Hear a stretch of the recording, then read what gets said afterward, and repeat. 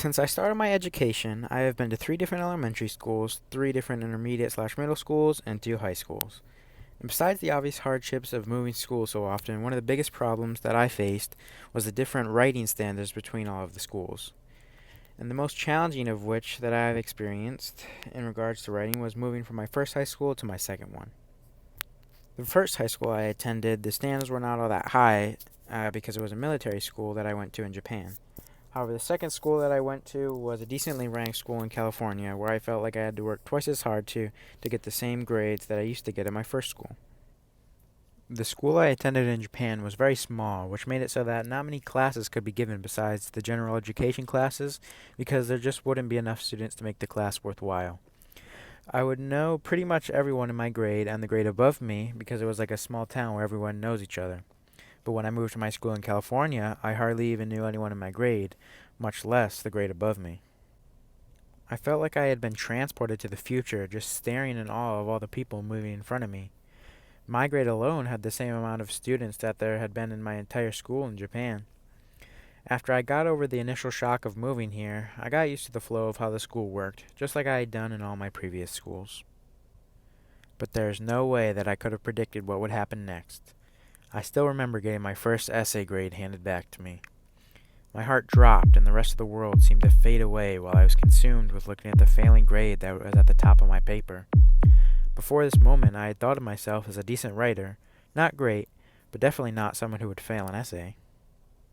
I also remember how bad I felt when I got home that day, and then I realized I would have to tell my parents about what had happened.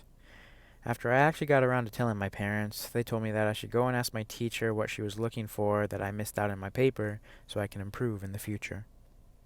However, this was fairly hard for me because I am a very shy person who doesn't like talking to other people very much, never mind teachers, but nevertheless I realized that eventually I would have to talk to her. And I did do just that, the only thing being that I waited until another essay was assigned and I had gotten my grade back to do this.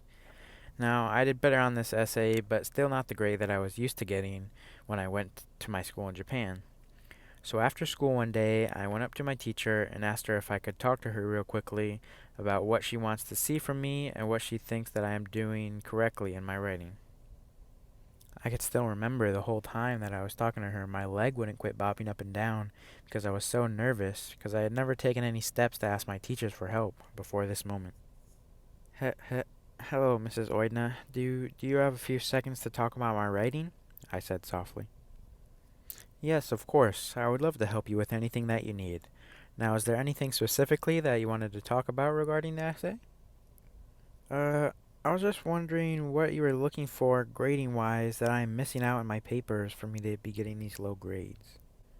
She responded, well, I think that overall your writing is consistent for this level, but where I think you fall short is understanding the prompt and therefore writing a thesis and main points that support the question that the prompt is trying to get after. I understand it must be hard being new and having different writing standards everywhere, and luckily I think that this issue is an easy one to fix if you are just willing to put in a little extra time towards getting to the bottom of what the essential question is in the prompt. Okay, thank you for the help. I think that this information will be very beneficial to me later on in my writing this year, and I hope that you will start to see an improvement in my writing, I said, standing straight up, now having a boost of confidence. After this talk, I went back home and told my parents what she was looking for, and they helped me understand and put those ideas into practice since my mom was a teacher and good at English and writing.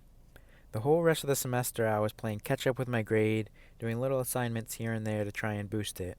And in the end, I finished with a grade I was proud of considering my start, but I still wasn't satisfied that I was doing my best work, and so I continued to try and improve on my papers each time that I was assigned a new one.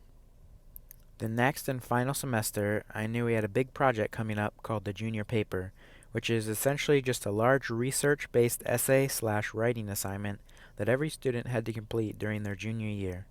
Since this was the final paper that I was going to have to write this year, and that will be graded as harshly as my teacher at the time graded, I figured that I should devote most of my free time and the time that I had in class to work on the paper just to prove to myself that I can get the result that I wanted to see when it came to improvements in my writing. I also figured that if I could succeed in this class, then it would give me a good foot forward for the next year and for the rest of my educational life. I decided to do my junior paper on the Great Depression and trying to prove that all the programs that President Franklin Roosevelt started and created during the time ultimately brought the United States out of the Great Depression.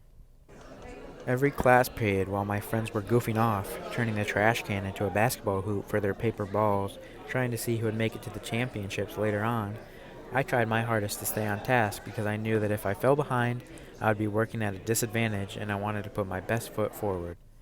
At my old school, we had this thing called Wolverine Time that was basically a free period where you could either hang out with friends, do homework, or talk to teachers about stuff you didn't understand. Every Wolverine time, from the time that the project was assigned until the time it was turned in and graded, I worked in the library doing the necessary research and putting it into my paper, whereas before I would just hang out with my friends. When the due date was nearing, I felt like I was prepared to turn in my final paper and that I was proud of what I was going to submit. The day that it was due, I woke up early to make sure that my paper would print out correctly, and I reread the rubric just to make sure that I would receive the maximum amount of points. When I actually turned the project in, I was so nervous but also so relieved that it was over and that I had presented the most polished, finished product that I could have. The day that we actually got our papers back, I had the same feeling of nervousness that I had experienced from before, which, when I first saw my score, quickly changed into relief when I saw that I had gotten an 85 on the most important paper that I had to write at the time and with a very strict grader. The determination and hard work, which I considered to be essential elements of the American dream, helped me do as good as I did on this project, just like the determination and perseverance of the American people during the Great Depression. From this point on, I learned the invaluable lesson of never being afraid to ask anyone for help, especially my teachers, because no matter how nervous I was initially talking to my teacher, it was super beneficial to me to gain the knowledge that she gave me.